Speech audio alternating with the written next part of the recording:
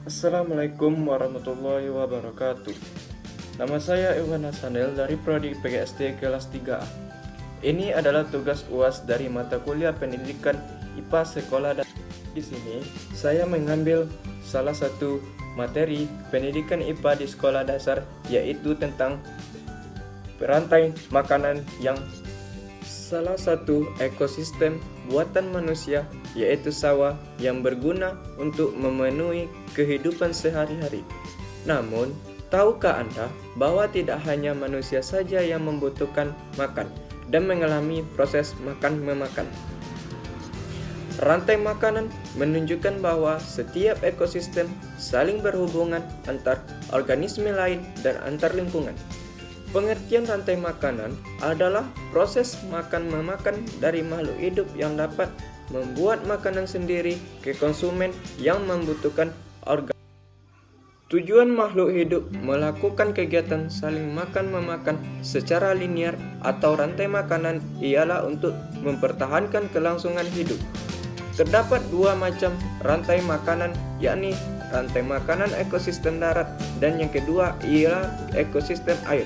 Salah satu contoh rantai makanan pada ekosistem darat ialah rantai makanan. Ciri-ciri ekosistem pada sawah diantaranya ialah 1. Mempunyai irigasi. 2. Berupa lahan budidaya tanaman. 3. Jenis makhluk hidupnya sedikit. 4. Terdapat tumbuhan selain tanaman budidaya. Alur rantai makanan merupakan urutan proses makan-memakan antar makhluk hidup berdasarkan posisi kemampuan. Agar semakin paham mengenai rantai makanan yang ada pada ekosistem sawah, berikut sedikit ulasan mengenai rantai makanannya, yaitu sinar matahari, padi, keong, katak, ikan, ular sawah, pengurai.